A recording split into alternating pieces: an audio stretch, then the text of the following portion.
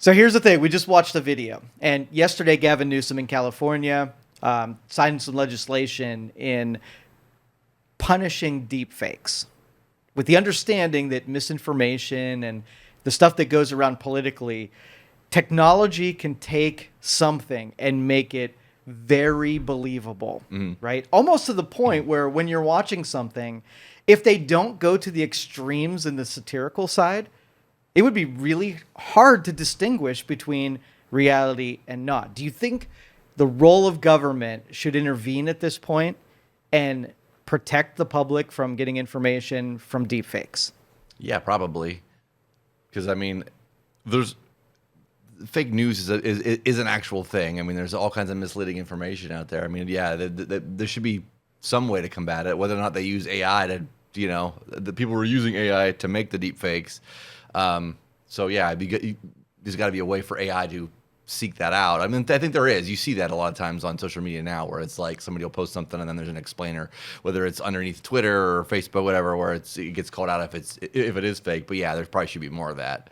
But it's going to get even better. I mean, even when in the days where they were doing those scams via email, and like they were really, really believable, some of the things they were saying, but there's always a little element where they got something wrong, where there was some language barrier and you could just kind of tell something was off.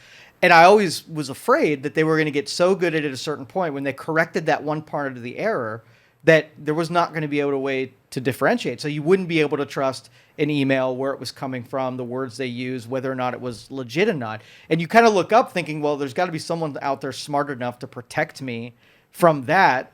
And I don't necessarily think the minute we combat it, they're just going to get better at it, innovate, because our enemies are just as sophisticated as we are, right? And they're going to come up with new ways of making disturbances here happen in the United States. No, for sure, but yeah, like I said, the whole point of one of the benefits, like I said, of AI is that there should be something there to combat that, or something that should flag that for you. But yeah, you're right. It's like the scams are getting much better via email. I mean, there's some every once in a while I'll get one and I'll be like, and I'm really good at spotting them, but yeah, even me sometimes, like they've gotten close to fooling me because they like you said, they are getting good. So who do you trust enough in any kind of government or any kind of institution that can do it objectively? Boy. Is there anyone? Probably not. You would almost have to create an AI that was objective and then not put it on a human being, because it's almost like that omission standard, right? So you can apply the thing that works well over a certain sect, but if then you don't put the other things through that same filter, then it's worthless, because now you've used it as a tool that only affects certain people rather than affecting everyone. And that's my big fear, is who's in control of it? Who's the arbiter of what misinformation or what deepfakes really are? And using that as a weapon to take a legitimate video and say it was deepfake. Because I've seen politicians where they had footage of them saying something and they claimed it was a deepfake until someone dug it up and said, nope, that was a real legit thing. So I don't trust any of them, honestly. It's gonna get fun.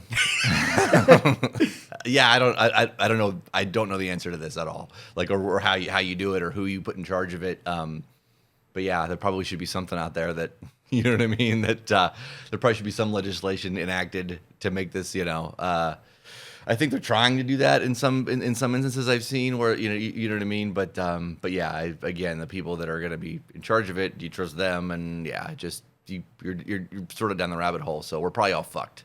Oh, for sure. And in another corruption instance, and I consider all this corruption, like when you take something that has really good motives and then somebody uses it as a weapon. For instance, like SpaceX, one of my favorite companies, their launch licenses are being delayed by the FAA. And the reason they're being delayed is because Elon Musk, supporting Donald Trump, has been a thorn in the side of the administration that's holding the office. Now, I don't want an administration to be able to take regulators and weaponize them against people who either they don't like or aren't playing ball. They hate X, they hate SpaceX, and so they have a completely different set of guidelines that they'll hold SpaceX accountable versus Boeing accountable, depending on who you give your donations to. And so that's very subjective use of the law, and using it in outright lawfare is something that, you give them another tool like misinformation controls, and it's just going to be another iteration of what we're already seeing. And this is why I drink.